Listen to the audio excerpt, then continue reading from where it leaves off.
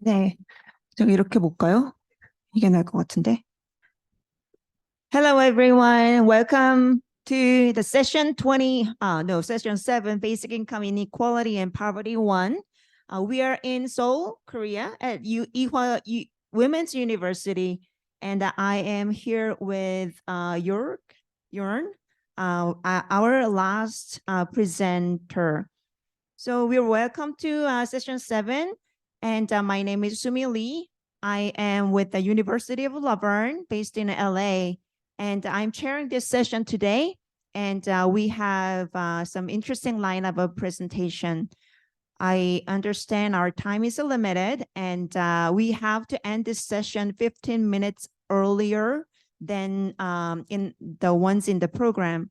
So we've organized each presentation to last about 12 minutes.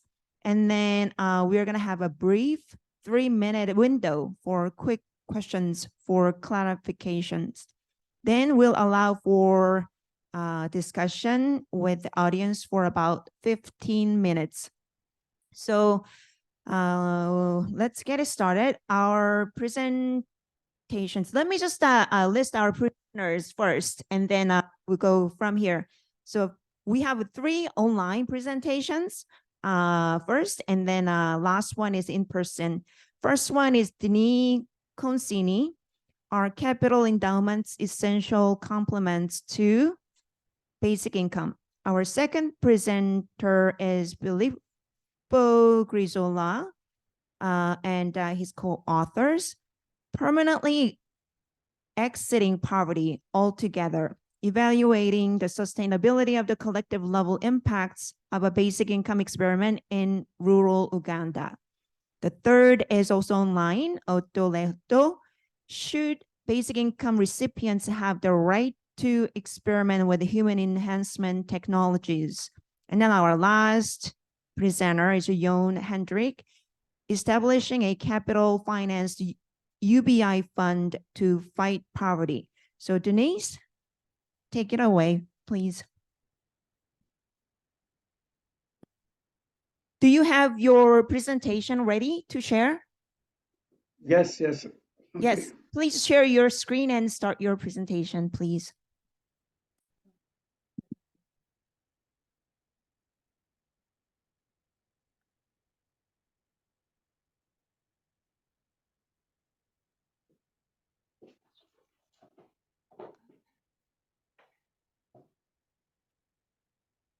Sorry, 1 second. Okay, here you go. You should be able to see it in a second normally. Yes, we can see it. Perfect, thank you. Okay, good morning, everybody, or good afternoon in Korea. I am Denis Consigny, president and founder of an association for universal asset.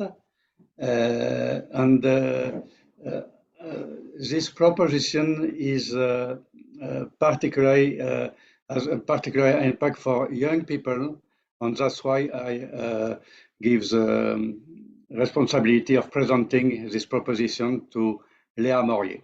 Thank you very much. Thank you so much, Denis. So I'm really glad to be here and to be able to present you, to share with you the work that we've done the past few years.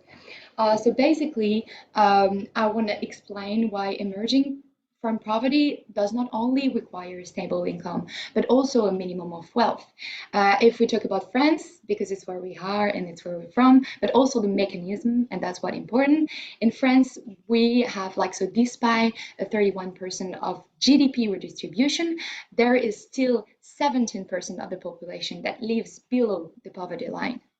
And that's why we thought about ads and a capital endowment that could be done to help people going out of the poverty. It's something that is already been that some author have already explained and already been through. So for instance, Aristotle or even Bruce Ackerman that talked about it during the Vienne Congress in Berlin in 2000. Okay, so if So whatever the country, inequality in wealth is always higher and more lasting than inequality in income. And it's what this graph is showing. If you look at the dotted line that represents the inequality of income, you can see that compared to the straight line diagonal, it's way closer than the not the dotted line, but the black one that is way more far away than the dotted one. So you can see that wealth inequality is way more important than the one in income. And it shows inequality. And the other one is when you look at the asset income ratio. So for instance, in France, in 2005, you can see that there is a 500% ratio, and that means that it takes 50 years to be able to achieve the equality of income, and then you need to take 10% of this income every year to be able to achieve the equality in wealth. So it's a second step. First, you need the income and then the wealth, which makes it more complicated and which makes it a higher inequality to achieve this wealth, this average wealth. And we were talking in the first, you talk about the complementary between this basic income and this startup capital. And it has been demonstrated through the experiment and study of, for instance, Esther Duflo, that explains that we need a combination of these two mechanisms to be able to have a sustainable end to precariousness. So instead of like just giving fish to people, or what Confucius said, learning to fish, like learning fishing, we really need to give them the mean. So for instance, a fishing boat or a fishing rope, to be able to, on top of that, to be able to like by this mean to achieve this sustainable end. And of course, as Auma Obama said, we also need to ask them if they like fish in the first place, obviously. And it's what we are doing right now. So we are doing this here in the form of advance payments on legacy. We are offering focusing on France, we are offering 60,000 euros to be able to give them the mean to go out of poverty. But this is not only for the 25 years old people, obviously. When you get older, there is a formula that exists and that is displayed on the slide, and that allows you to know which amount you can have depending on your age, of course. So on the graph on your left, you can see what is happening now in France. So the people that has no income and that are living thanks to the state aid, so like through their education that is free in France, but also thanks to all the different aid that could exist, they are depending on the system to do so. And on the yellow one, it's people that achieve to work in France and that can pay taxes to the government, so that it can help the people that has no income. And this balance can create conflict, because the people in red are stating that they cannot go out of poverty.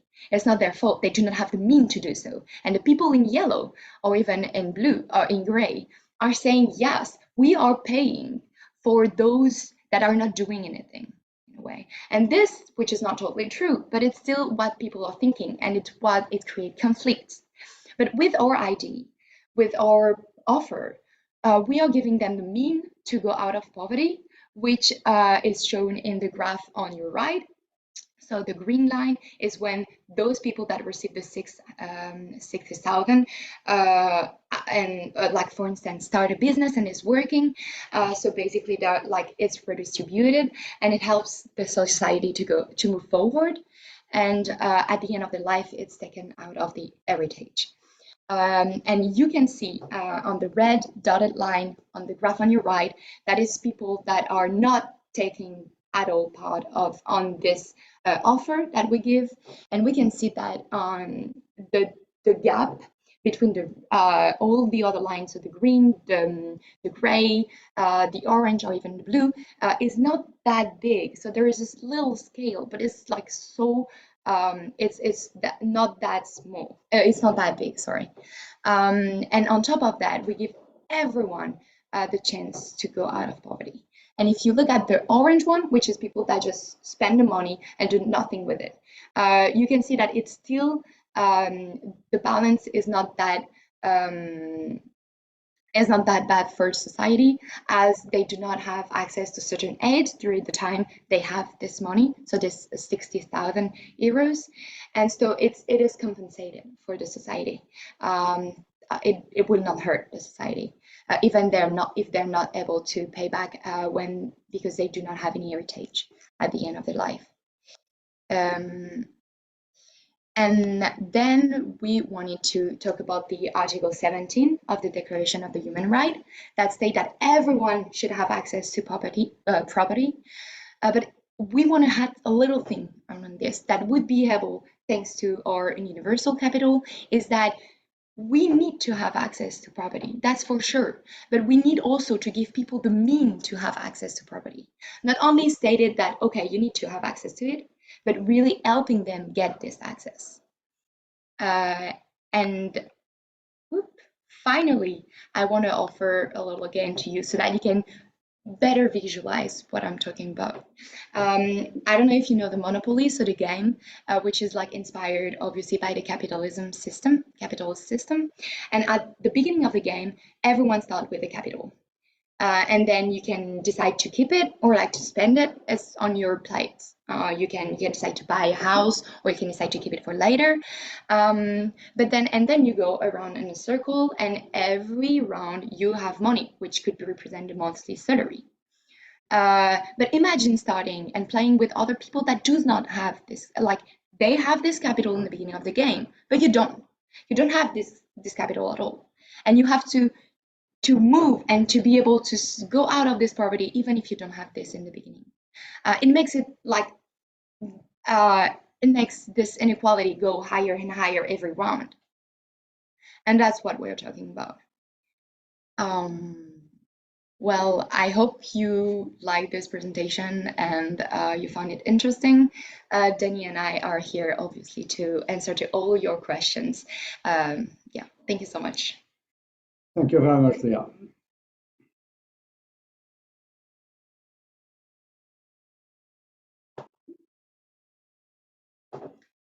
Sorry, we cannot hear you because you are muted.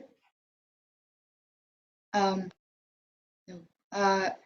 Okay, great, thank you.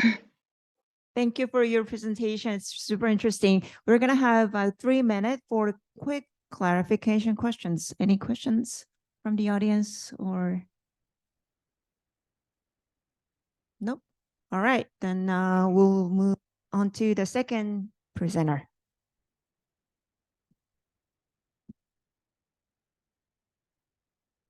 I think there was a question online, sorry. Online? Okay. Maybe not. Yeah, someone, but yeah. Oh, okay. Yes, we do have a question. Otto? Thank you so much. That's very interesting. Can you hear me? Okay. My question is regarding, well, the example of monopoly got me thinking about what happens in the long run, because even I mean, part of monopoly is that even with regular insertions of money into the hands of people, you do end up with very large inequalities. I mean, that's kind of the point of the game.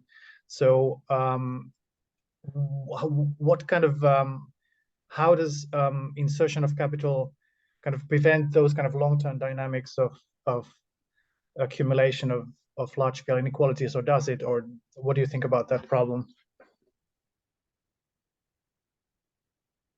Go ahead.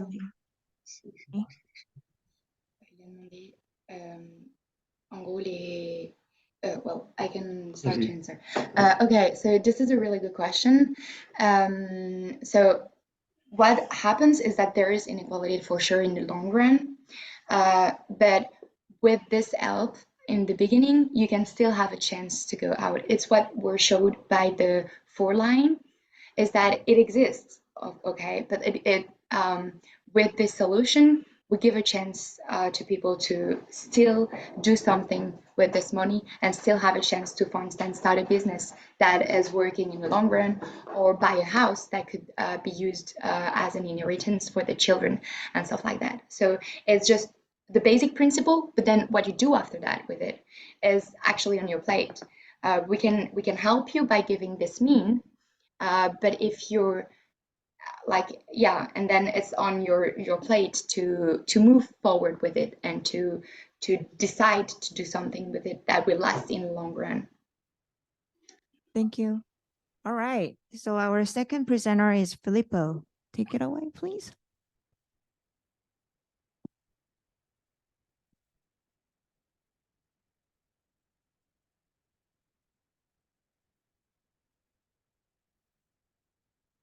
Filippo, it's your turn. Yeah. Can you see my screen? Not yet.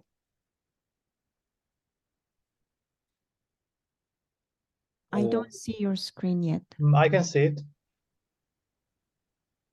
Oh, okay. We see it. Thank you. Yeah, okay, perfect. So good afternoon as well. This is my presentation. It is drafted currently producing together with my supervisors back at the University of Antwerp, and I'm representing them today here. So this is the outline for the presentation, but yeah, we don't have much time. So we can start by saying that discussions on cash transfers and universal basic income are on the rise, also because of recurrent crises such as COVID-19. And cash transfers especially are often conceptualized as short-term interventions based on the assumption that they would not be adequate by themselves to build permanent and sustainable livelihoods and resilience against shocks. Nevertheless, impact analysis, the existing ones, tend to disprove this hypothesis and to show that they can have some long-lasting effects. And the second starting point is that despite the wider range of social, relational, and collective effects that they can yield on the recipient communities, most studies only focus on impacts at the household and individual levels. So why is this relevant? It is because recent discussions do actually consider cash transfers and UBI's potential to yield transformative and long-lasting effects. Still, little is known about the sustainability, namely the persistence after program end of cash transfer impacts in general, not only on collective level outcomes, but at all. And producing further knowledge is important because it means evaluating if cash transfers alone are effective at generating sustainable reductions in poverty and vulnerability. In fact, we posit that poverty is not just about income, as several indicators contribute to the individual status of poverty, including the social aspects, and sustainable reductions in poverty could only happen through improvements in the relationships that create and generate poverty and perpetuate it, such as citizen-to-citizen and state-to-citizen interfaces. But what do we mean by collective effects of cash transfers? We mean positive effects on these variables: social capital, agency, and collective action. We consider all three of them. Well, social capital is indeed deemed a critical factor for sustainable development, but it's also true that by itself it's not sufficient to spur collective action and ultimately transformative effects on recipient communities, because empirical research proves that enhancements in the agency, especially of influential actors inside the community, are also necessary. So yeah, this is our small theory of change. Let's define these concepts. The most difficult one to define is indeed social capital, because it's multidimensional, society-specific, and subject to changes over time. Currently, a lot of different definitions and assessment tools have been produced for social capital. Indicators related to it span from community voluntarism to trust to social harmony, togetherness. In this case, we chose the World Bank Social Capital Assessment tool because of its comprehensiveness, but yet clarity. And in this case, the tool distinguishes between structural social capital, mainly relating to patterns of inclusion and exclusion in networks, and cognitive ones, so mainly referring to trust and solidarity. In the case of agency, well, it is in social sciences normally defined as the capacity of individuals to act independently. But despite its centrality in academic debates, it does maintain an elusive and vague nature, and this is normally associated with ideas of motivation, will, creativity, initiative, purposiveness, etc. So most of these definitions capture an overall idea of perceived self-efficacy, and this is what we are looking at. For what concerns social collective action, it is often uncritically used as a synonym of formal structures, and most literature does actually not even define it, even though the overall idea is that of coordinated action towards a common objective. And this research, in this case, we focus on the economic perspective of collective action, whereby it is ultimately seen as the mechanism through which public goods and bads are created. What do we mean by sustainability? As I was already introducing, well, according to the Development Assistance Committee of the OECD, it is the extent to which the net benefits of an intervention continue or are likely to continue after its end. And in this case, we claim there's a close link between collective outcomes and sustainability, not only because of the relationship between deprivation and social aspects, but also because this interplay between social capital and agency is crucial in generating collective action, which creates the public goods that are necessary to ultimately sustainably lift the recipients out of poverty.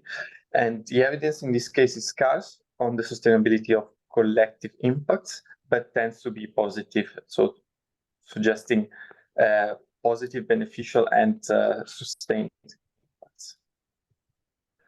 In this case, we look at a universal and conditional mobile cash transfer program, so a UBI pilot carried in Western rural Ugandan village. We also collect the data in a control group, of course, at 3 different points in time. Fortunately, we don't have a baseline because we were not assigned this task early enough. But we do have a midline and endline measurement. And also 2 years after the finalization of the cash transfer, we conducted an additional round, which was explicitly conducted with the idea of measuring the sustainability of eventually observed effects. It's also interesting because it was in January 2021, so it happened during COVID times, etc. So we could see at how not only effects were sustained, but also to what extent they were sustained, notwithstanding the rise of it. Given the lack of baseline data, and also because of the characteristics of the available data, most importantly, the fact that the program was universal, we could only relate to a quasi-experimental matching technique. In the case we chose for robustness checking 2 of them, quasi exact matching and Malanobis distance matching. We did not use propensity score matching because it models the probability of receiving the program, and this would not be meaningful in the case of a universal project. And we operationalized the different domains on the basis of the existing empirical literature. So here you can have an idea of what indicators we used to measure the impacts on structural and cognitive social capital, agency, and collective action. We had some starting research questions. So did the basic income pilot yield any collective effects? And if so, did they persist after the end of the program? And on the basis of the existing empirical and theoretical research, we could formulate some starting hypotheses. We expected positive effects on most of the included domains during the program. But we only hypothesized that once on structural social capital would last because of its inherent characteristics. So going into the results, I will have to skim quite quickly on this. I'm sorry, there are a lot of coefficients, I cannot go too much into detail, but yeah, we see an overall positive and sustained effect on membership in organizations, as you can see from the total organizational membership score at the end of the section. And interestingly, this was driven by women. We also saw sustained reductions in crime, both property and violent crimes, measured by comparison variables, whereby respondents were asked to compare their current situation with the one just before the start of the cash transfer, or in the case of the control group, with respect to just before the first interview. And social networks, we see very, very positive and strongly significant effects in the long run, as expected, because it is indeed a long run variable, or let's say a third order outcome, as they would say. And these were also larger for women, and this could suggest enhanced patterns of agency and risk sharing for women indeed. And in the case of cognitive social capital, we measured trust through an hypothetical question in which people were asked to indicate the preferred targeting methods in the case of a future targeted CT. You can see that in the long run, all targeting methods show a decreased preference. So letting local governments decide, or informal leaders, certain categories. The only positive effect that is sustained is on non-targeting methods, so basically on a universal cash transfer. And we claim that this is not actually meaning that there was necessarily a reduction in trust in others and in institutions, but rather that after being exposed to a universal cash transfer, respondents were reluctant to accept any other form of targeting because it would be deemed unfair. In case of agency, on life satisfaction, we see the largest, most positive and best sustained effects, once again, only significant for women. And in case of individual demand for services, we had a look at different indicators. Overall, we have a positive outlook, but not on every variable. For example, on contacted duty bearers, but this refers to another paper we recently produced. If you are interested, once again, it was driven by women. And finally, on collective action, we did not see any significant effect on collective investment, despite the initially positive impact on men. And on collective demand for services, operationalized as the frequency of getting together with others to raise an issue, we see an overall positive effect. And once again, more robust for women. So quickly going into the conclusion, the main finding is this dismissal of the assumption that cash transfers alone cannot yield longer lasting effects. Actually, we saw sustained effects on collective outcomes such as social networks, collective demand for services, etc. And also interestingly, we saw that UBI receivers were reluctant to accept targeted cash transfers. So we also claim that universality could actually have driven some of the observed effects that were at this point transformative in our view. We also argue that collective action was activated through positive effects on both social capital and agency, but of course, additional qualitative evidence would be needed to confirm this claim. So overall, we would say that basic income can have sustained collective impacts, even in times of crisis, and despite the rise of COVID-19 in this case, let's say. So going back to the previous scheme, we saw that most of the hypotheses were confirmed, and actually there was sometimes inconsistent, but sustainability of effects, not only on structural social capital, but also on other domains. And we posit that implementing organizations should take this transformative of cash transfers and UBI into account when designing them, because if these programs were upscaled, it could be that such collective impacts could reach the aggregate macro level and even enhance social inclusion, social cohesion, and the social contract at the national level. Nevertheless, the available evidence base is limited, still very limited. And yeah, there are several limitations, let's say, to this study, but the main one could be that we had a lack of baseline data, so only cross-sectional quasi-experimental matching was a viable technique for the evaluation of impacts. So, yeah, thank you for your attention, and yeah, I will be glad to answer any question that you may have. Thank you, Filippo. Can you hear me? Yeah. Okay, Yeah, great. Yeah, thank you for the presentation. Any questions, quick questions for clarifications here or online? Okay, there's one. Can you go a little bit more in depth about the long run effects on collective action? So you'd mentioned meetings, and it seemed to be implying women's issues. So is that political action? Is that mutual aid? Is that, education? I'm just curious about the specifics of that element of the long run effect. Thank you. Okay, Filippo, you got the question, right? So it has to go in depth. So I'm just gonna keep it for the Q&A, okay? All right. Any quick clarification questions? No, okay. We're gonna go on to the third presentation, which is Otto. Are you here? All right, Yes. share your screen and yeah, take it away. Great. All right. Okay, I think that should work. You can see it, right? So yes. Good. All right. Well, I'm glad to be in this session because it's all tied to development in different ways, and also the topic of enhancement is tied to development. It's perhaps the most controversial aspect of it, at least at the moment.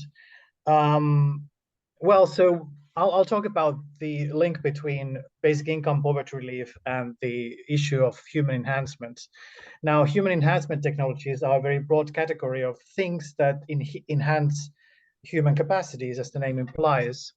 I'll use the abbreviation HETs in the future to refer to that. It's a lot of things about, pharmaceuticals that increase our, memory, emotional capacities, problem-solving skills, and so on, or, make us live longer, and all these things sort of extend beyond the normal range. There's kind of an average normal range of experience or capacities or functionings, and enhancement goes beyond kind of normal functionings of average human beings throughout history. Now, of course, drawing the boundary between what is enhancement and what is simply development is difficult. Development is often seen in terms of, especially catch-up development in the context of what we're discussing, is making sure that you sort of people keep up with the frontiers of development. But there are also people who are going sort of beyond the frontiers of development and catching up, forcing others to catch up later. But I think poor people can also take part in this. They don't have to be simply the ones who are lagging behind, but they can also be at the frontiers of taking advantage of new technologies, new tools, of going beyond normal functioning. And so I believe that there's a lot here that could be useful for thinking about development in the future. So there's a lot of debate on philosophy, economics, and politics about the morality and politics of enhancement. It's tied to questions of technological change, of also of the issue of transhumanism.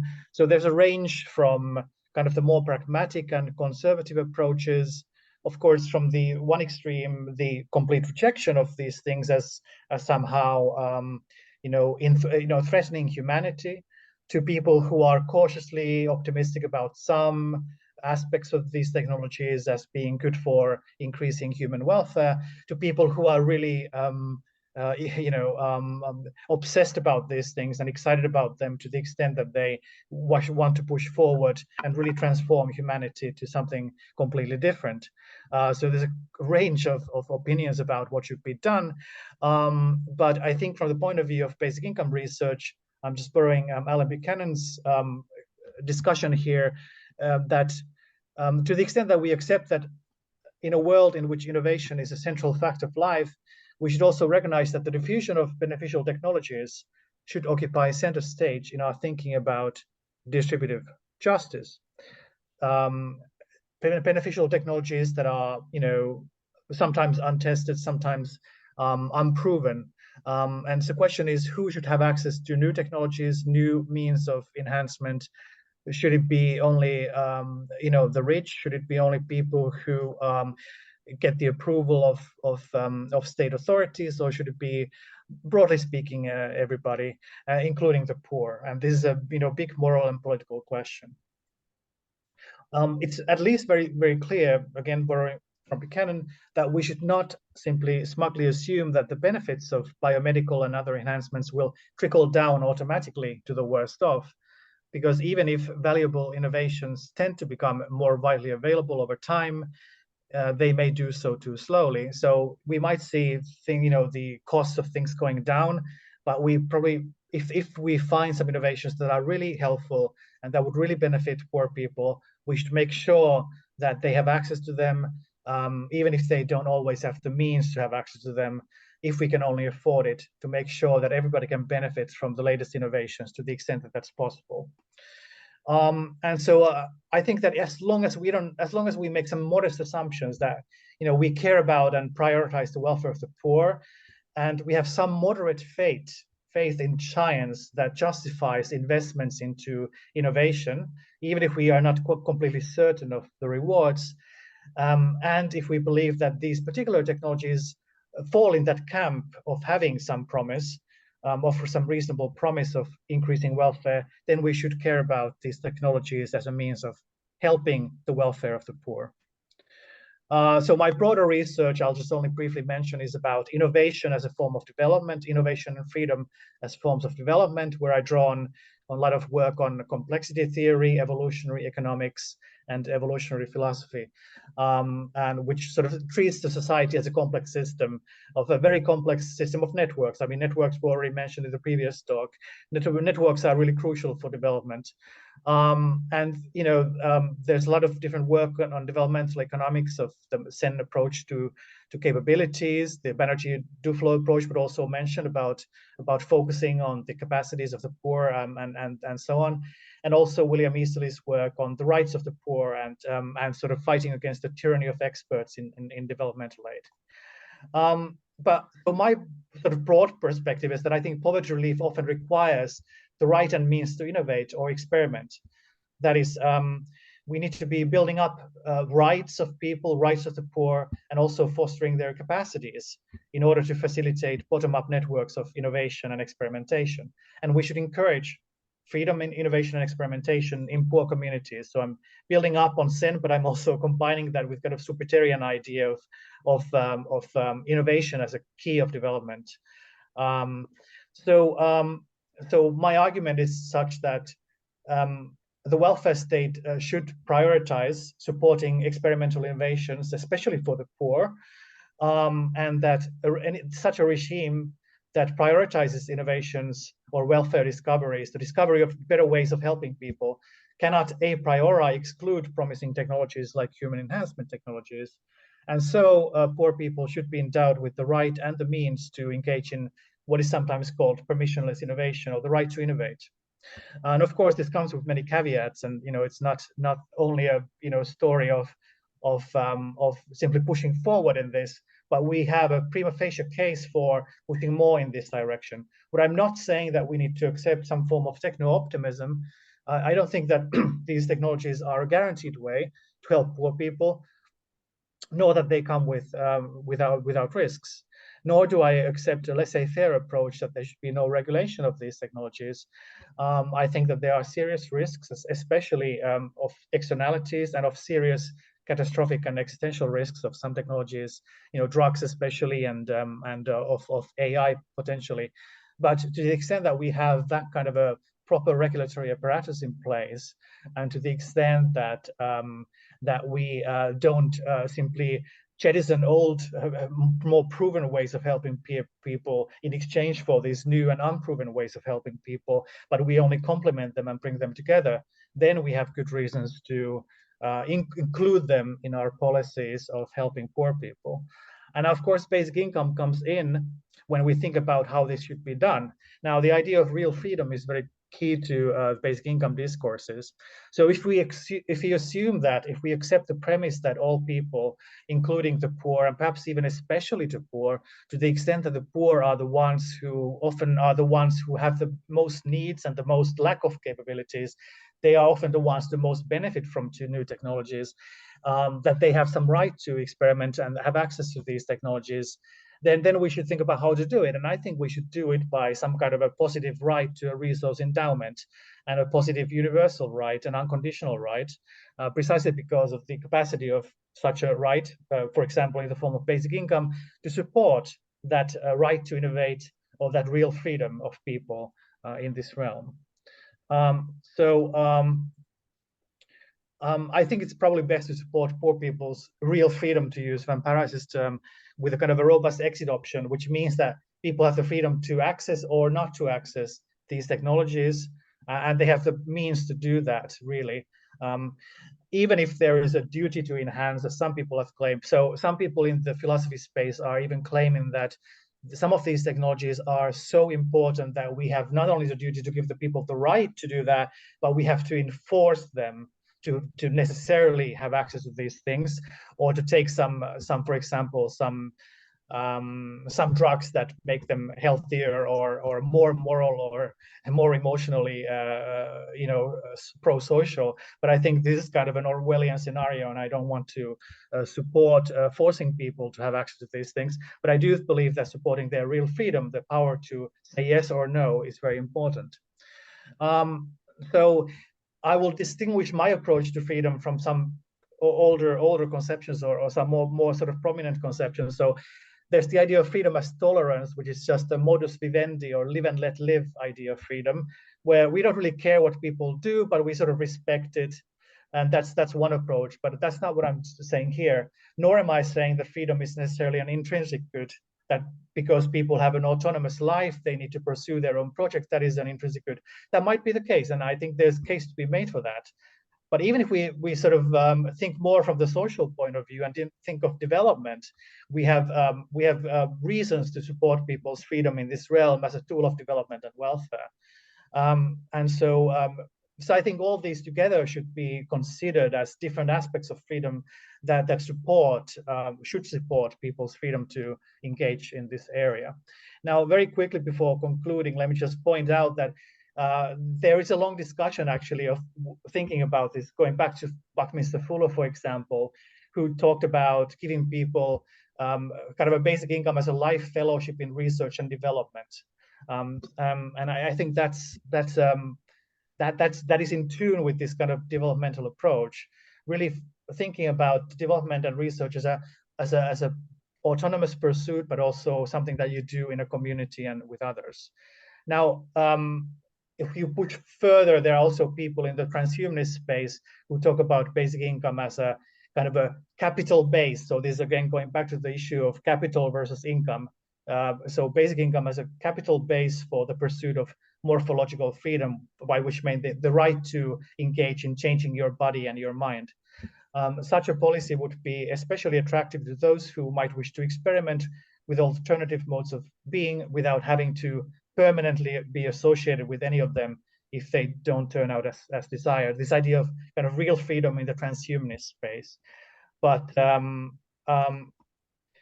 and democratic transhumanism is also something that Steve Hughes has talked about, that we need things like universal healthcare and basic income systems as we make the transhuman transition. So these are people who are really pushing for it to ensure equality of access between rich and poor. But I don't think we need to go to transhumanism, and I will conclude. I think that even if we don't accept any of the more wild frontier type thinking of the transhumanists, I believe that these technologies have sufficiently high, although uncertain, potential payoffs, so that denying poor people the right to use and innovate with them constitutes injustice. And two, I believe that negative freedom to do so is not enough. Poor people should be guaranteed sufficient resources to have access to and experiment with them, or to refrain from doing so, the power to access or the power to refrain from access.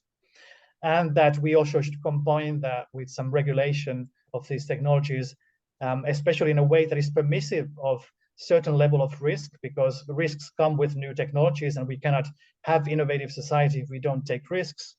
But we also should curtail especially externalities and some catastrophic risks and environmental damages and so on. But I will conclude there and say that I think we should include this topic of human enhancement in the developmental discussion, and think about basic income and what role it should play in this kind of new development beyond the normal. Thank you. Excellent. Can you hear me? All right. Thank you for the interesting presentation. Just a quick question. Anyone? Quick question. Okay. Then now, yeah, Jorn, you're next.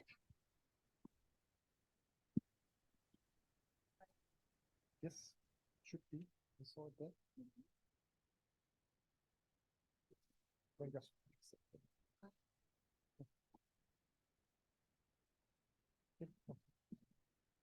Yeah.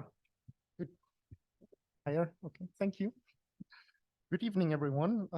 After this full day of talks and sessions, it is now my task to see if you have enough energy left for yet one more presentation. This is actually the very first time I speak about this topic in public. So in a way, you're witnessing a world premiere. But first, allow me to introduce myself.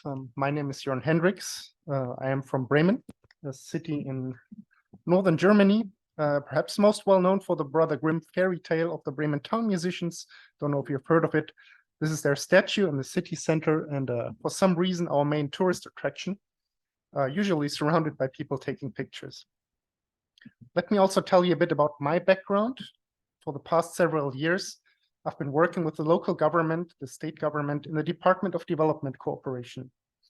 One of our tasks is to consult and fund development cooperation projects like these, both on the municipal government level with partner cities that we have in Africa, and also managed by NGOs that are based in our city. These projects take place in countries in the Southern Hemisphere and deal with various topics such as reforestation, school or orphanage renovations, well digging, or funding small businesses anywhere across Africa, South Asia, or Latin America. While all these projects have the best intentions, as a funding agency handling taxpayer money, we inevitably face the question of impact and efficiency. We are a relatively small department in state, but nevertheless, we grant nearly €500,000 per year, and every now and then the question pops up whether we are maximizing impact per euro spent. And consequently, over time, we've conducted research on how to professionally evaluate international development projects and have sought out best practice examples. I'm sure you all know this one. We came across Give Directly, a US-based organizations that probably some of you are familiar with. In a nutshell, what they do, they collect donations from individuals in first world countries and transfer this money directly to people in third world countries. It's a classic take from the rich, give to the poor approach, if you will. And recipients are chosen randomly from very poor areas and receive funds through mobile money transfers, which are especially popular in Africa. And to scientifically support, their relatively new approach, some studies have been conducted over the years to measure the impact of direct cash transfers. I mean, we just saw 2 presentations ago. And as you can see, unsurprisingly, these studies concluded that giving cash to extremely poor individuals generally improves their situations. They use the money, for instance, to build stable homes, purchase food, pay school tuitions for their children, or even start small businesses. All of this happens without external influence, as the underlying assumption is that the recipients themselves know best what's needed to improve their lives on an individual basis. This donation-based cash transfer approach has inspired other basic income-focused organizations. In Germany, for example, we have the initiative called Mein Grundeinkommen, that means my basic income. This is also a donation-based model. Every month, a draw selects around 20 recipients to receive a basic income of around €1,000 per month for a full year, paid by these donations. Participation doesn't require German residency. Anyone worldwide can sign up for free over the internet. However, as far as one can tell, most recipients are German.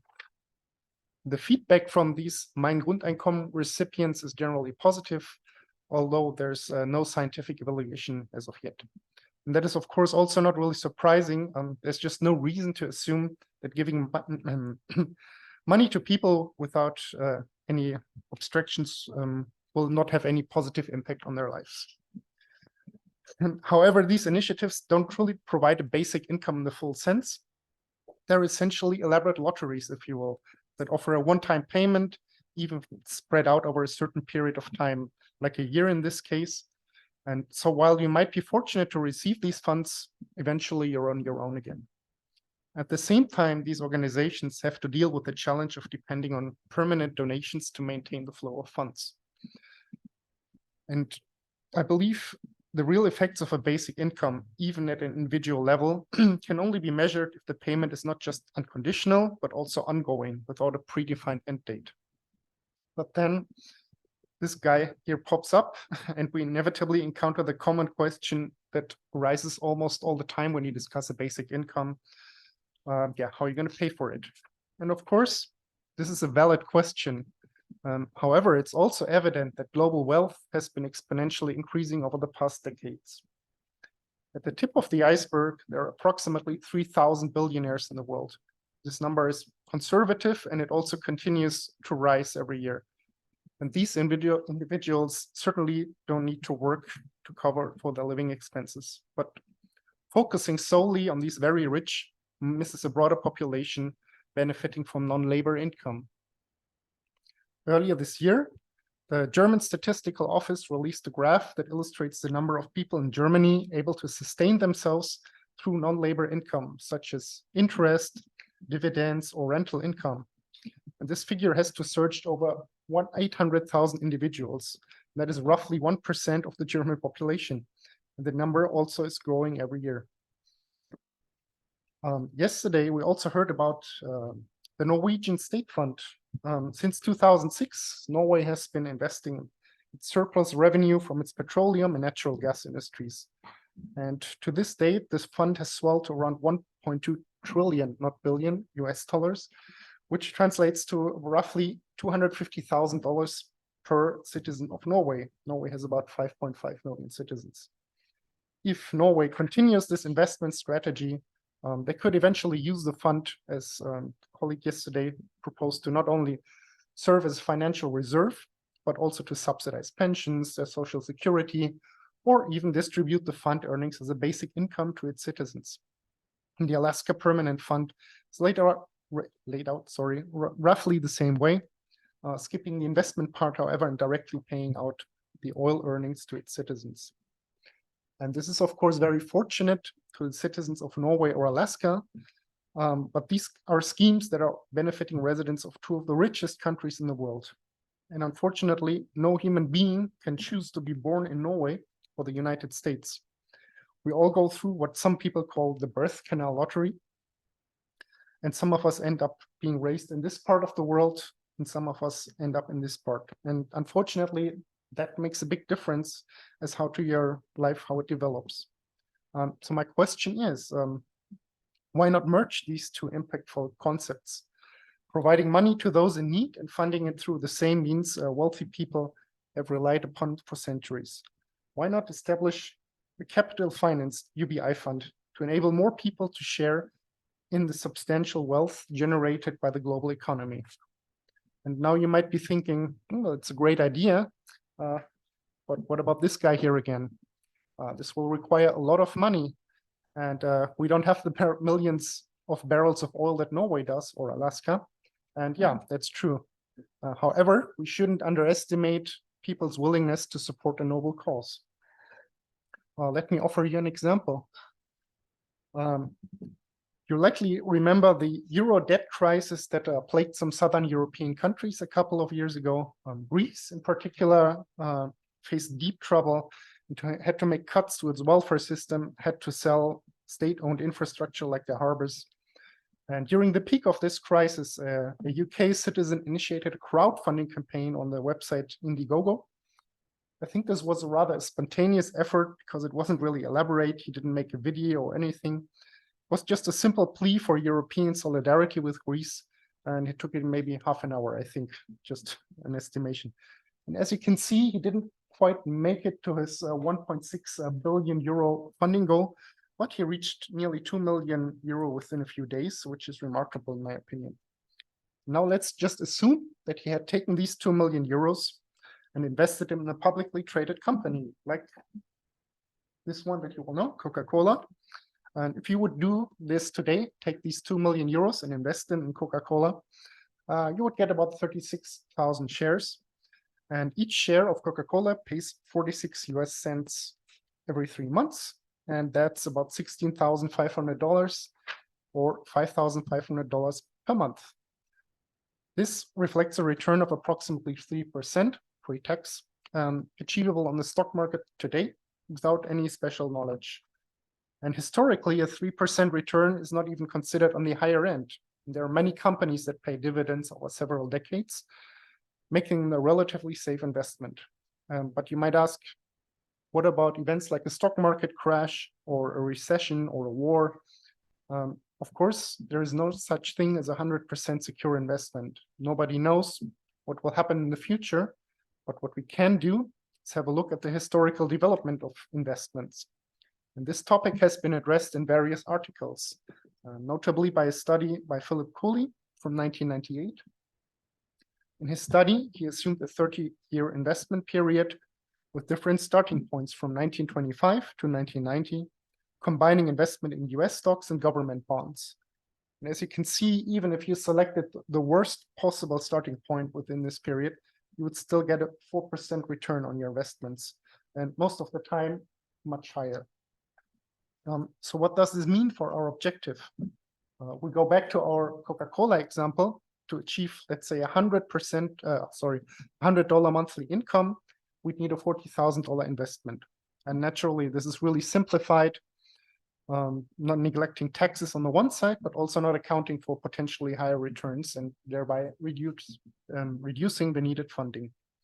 And of course, here in Korea or in Europe or anywhere else in the developed world, $100 would not be enough to cover your living expenses. But if we look at the least developed countries, an extra $100 per month can make the difference of sending your kids to school, pay for medication, proper nutrition, or even start a business and secure a full living in the future. So I think a payment of $100 per month would be a good starting point. But how would look this in practice? As we see in the Greek bailout fund, an initial crowdfunding campaign could be a good start, not only to raise funds, but also to raise awareness. And this money could then be investment, just as thousands of investment funds do every day. And as soon as this fund reaches a predefined threshold and sufficient returns are being generated, we could adapt the lottery model already used by other UBI projects like Give Directly, and randomly select recipients from least developed countries. And the fund could grow through ongoing donations and reinvestment of returns, thereby benefiting an increasing number of people. And I believe this has the potential to improve the lives of many individuals, and at the same time be a step to make wealth distribution in this world a little bit more equal. So I hope I've raised your curiosity about this idea, and I invite you to visit the website to learn more. Thank you very much. Thank you. Is anyone have a quick question? No? All right. Then we're going to go into the discussion session, Q&As. And we have about 15 minutes. And since we already have one question that we took before, Filippo, could you summarize and repeat the question and answer it, please? Yeah, so if I'm not mistaken, the question related to the nature of the collective action taken into account. So if it was political in a way or of other nature.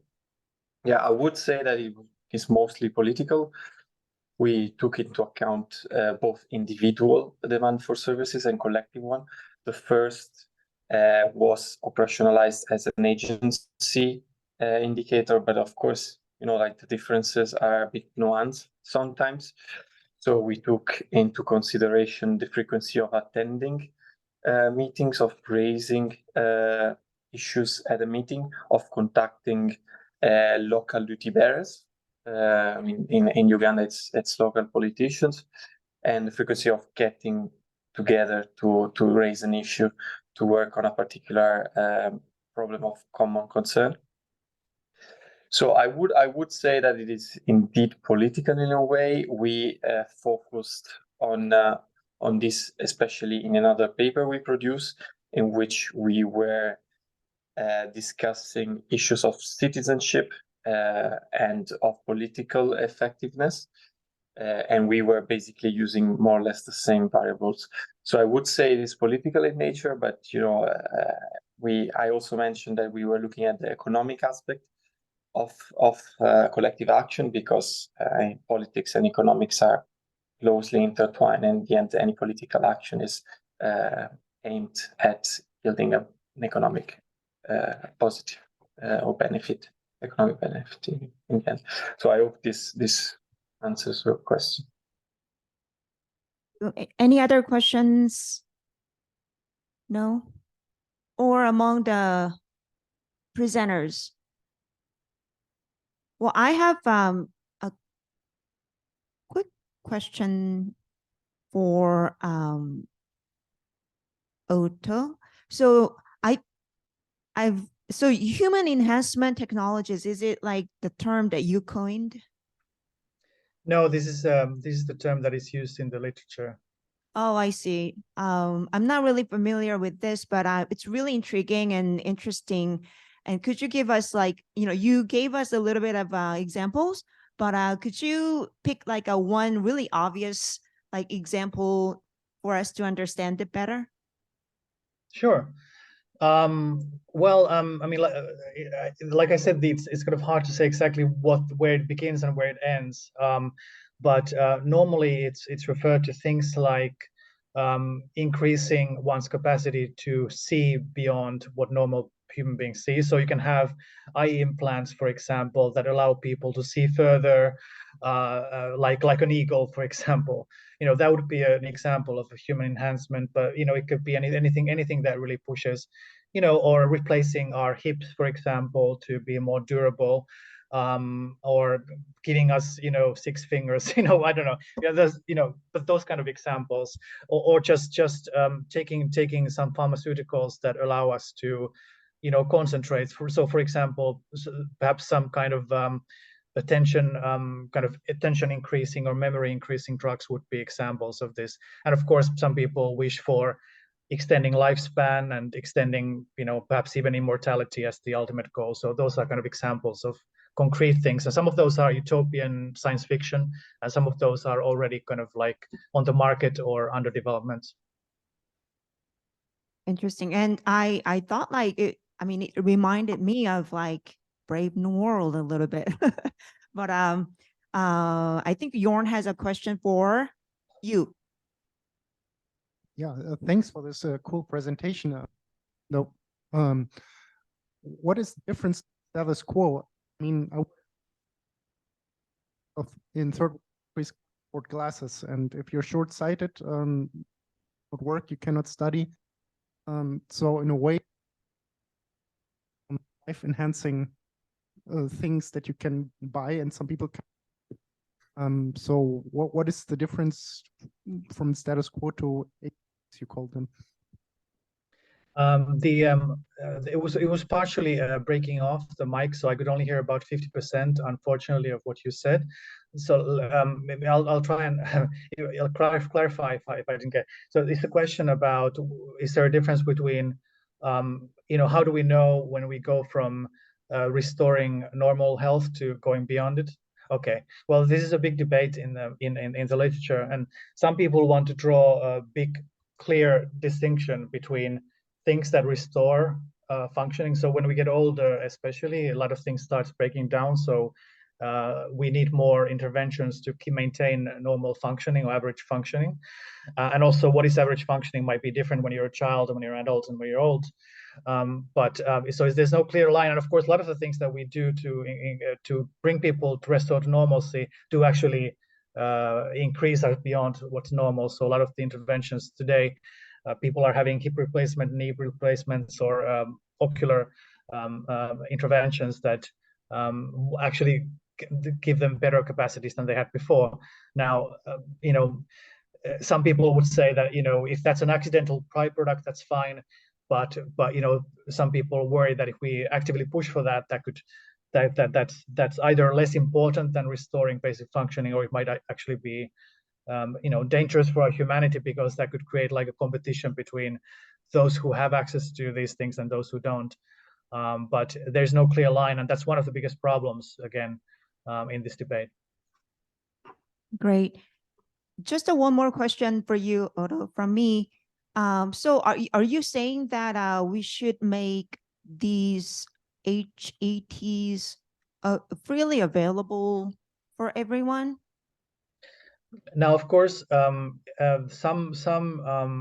of these technologies will be very expensive, so we will not be able to give equal access to everybody at all times. So it's a matter of providing some access, and I think the most important forms are in the form of basic income and having markets where people can buy these things, combined with some access to universal health services, where some of these can be given on the basis of medical advice or intervention. Got it. Any questions from audience? No? All right. So I think we mislabeled the session title. It's Basic Income, Inequality, and Poverty, but actually it's better to title Basic Income and Agency. I think what's running in all presentations is human agency. So Denis and Leah, you talk about capital startup fund, right? So I think that to support the basic income, we gotta believe human agency, right? And then the second presentation, Filippo said, basic income experiment for 1 year did have a lasting impact. Actually, that basic income for a year was capitalized in that society, in the village, right? And so the third one is with the technologies, human enhancement technologies, we could provide a better condition for human agency. And then the last one is then how we provide funding resources to be able to do it. So I just want these are really, your presentations are in a way different, but if I have to tie them all together, that's how I would do it. But from hearing each other's presentation, I want to hear from each of you about basic income and human agency and how your approach, right, would be complemented with others. Anyone want to start first?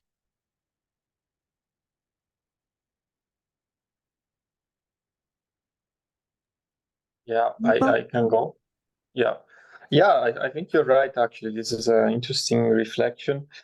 I feel like the main idea of basic income is strictly related to agency. So giving everyone the floor, the possibility to act on their own needs and choices. And this is something that is currently missing and that could be tackled through such a solution.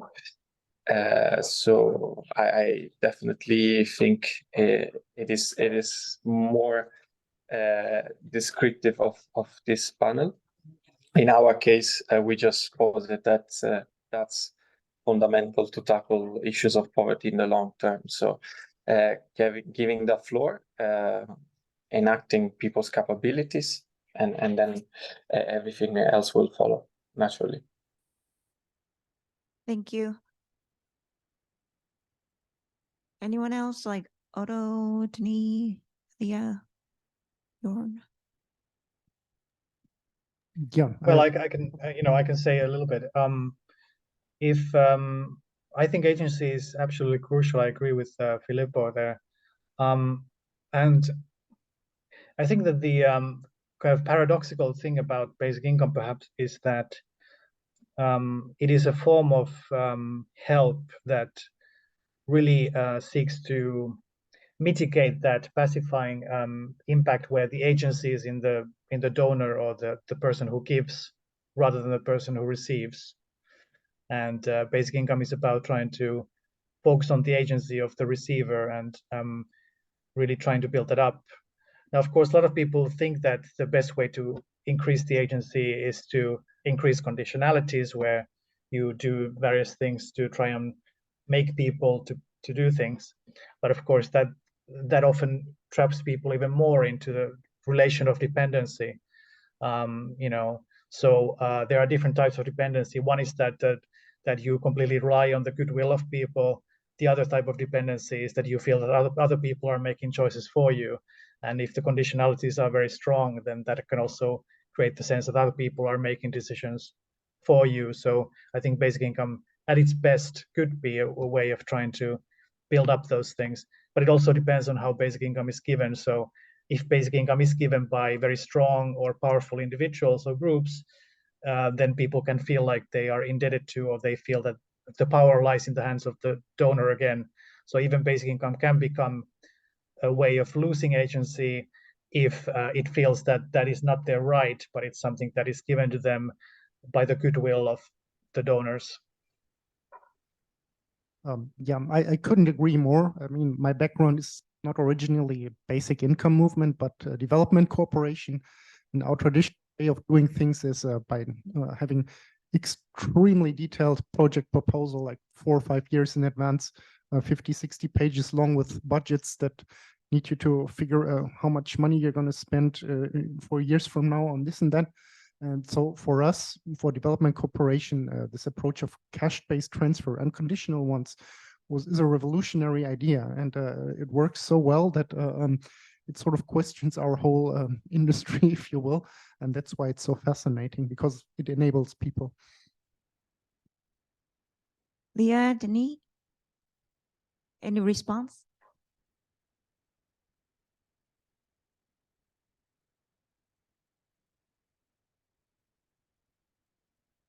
You're muted.